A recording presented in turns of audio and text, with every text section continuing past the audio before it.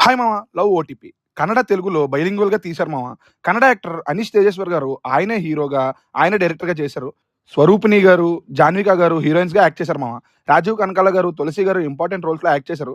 ఫ్రైడేనే release అయింది cinema. నేను ఈరోజే చూసేసాను. చూసొచ్చాక నాకేమనిపించింది అంటే మిక్స్డ్ ఫీలింగ్స్ ఉన్నాయి మామ. సినిమాలో నచ్చిన విషయాలు ఉన్నాయి, నచ్చలేని విషయాలు ఉన్నాయి. బట్ ఓవరాల్‌గా ఏంటి పరిస్థితి అంటే టైమ్ పాస్ అయిపోయే పాసిబుల్ సినిమా అని మాత్రం చెప్పగలను. మనం చాలా సార్లు చూసేసిన ట్రయాంగిల్ లవ్ స్టోరీయే.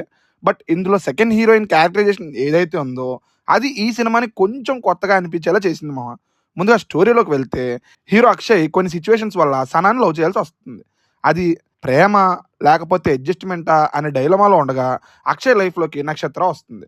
ఆ తర్వాత అక్షయ్ లైఫ్ ఎలా మారింది? చివరికి అక్షయ్ ఎవరికి దగ్గరయ్యాడు? అనేది రిమైనింగ్ స్టోరీ మామ. స్టోరీగా వింటే ఎన్నో వందల సినిమాల్లో చూసేసిందే అనిపిస్తుంది.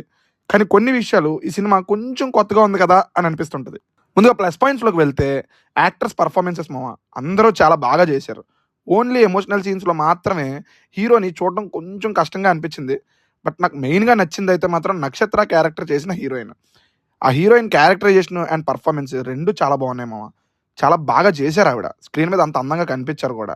నెక్స్ట్ 'రాజీవ్ కనకాల' గారి క్యారెక్టర్ స్టార్టింగ్‌లో కొంచెం అతిలా అనిపించినా, తర్వాత తర్వాత ఎంజాయబుల్‌గా అయిపోతుంటది మామ.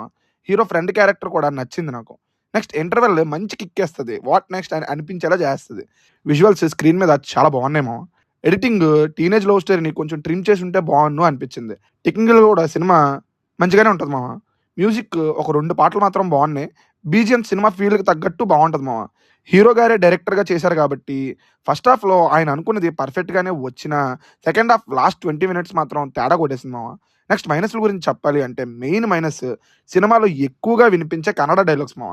సగం కన్నడ, సగం తెలుగు. అసలు మనం ఏ సినిమా చూస్తున్నాం అనే ఫీల్‌నయితే కలిగించాయి మామ. ఆఫ్‌కోర్స్ సినిమా బెంగుళూరులోనే అవుతది. బట్ మన తెలుగు వాళ్ళ సౌకర్యం కోసం డైలాగ్స్ అన్నీ తెలుగులోనే ఉండాలి గదా! ఇక్కడ అదే మైనస్ అయింది మామ. నెక్స్ట్ మెయిన్ స్టోరీ మామ. కొత్తగా ఉండదు.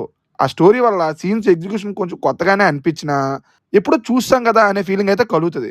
నెక్స్ట్ సెకండ్ హీరోయిన్ ఎంటర్ అయ్యే వరకు ఏదో సినిమా చూస్తున్నాం గానీ, ఆ సినిమా మీద ఒక ఇంప్రెషన్ అనేది మనకు ఫార్మ్ అవ్వదు మామ. Next climax.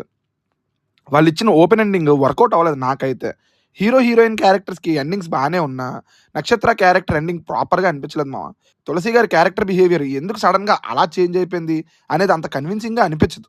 మెయిన్ డ్రాబ్యాక్ అయితే మాత్రం క్లైమాక్స్ మామ. సినిమా కూడా ఒక పాయింట్ వచ్చేసరికి ఈ మాత్రానికి ఇంత సాగదీయడం అవసరమా అని అనిపిస్తుంటది మామ. ఎందుకంటే మోటివే పోతుంది ఆ క్లైమాక్స్ వల్ల. ఓవరాల్‌గా సినిమా ఎలా అనిపించింది అంటే, ఓకే. చూస్తే టైమ్ పాస్ అయిపోయే సినిమానే అని అనిపిస్తుంటది మామ. ఫ్రీ టైమ్ ఉంటే మీ మూవీ టైమ్‌ని ఈ సినిమా మీద మీరు ఇన్వెస్ట్ చేయొచ్చు. బట్ ఈ సినిమా ఓటీటీలోకొచ్చాక సోషల్ మీడియాలో గాని, మీమ్ పేజెస్‌లో గాని మంచి సౌండ్ చేస్తదేమో అని నాకనిపిస్తుంది. ఓవరాల్‌గా హ్యాపీగా మీ ఫ్యామిలీతో చూసేయొచ్చు. బట్ ఫుల్ సాటిస్ఫాక్షన్ అయితే ఇచ్చే సినిమా కాదు అని నా ఫీలింగ్ మామ. చూసామా, అప్పటికి ఎంజాయ్ చేసామా, ఇంటికొచ్చాక మర్చిపోయామా అనే టైప్ మూవీస్‌లో ఇదొక మూవీ మామ. నెక్స్ట్ ఇంకో మంచి రివ్యూతో మళ్ళీ కలుద్దాం. బాయ్ మామ.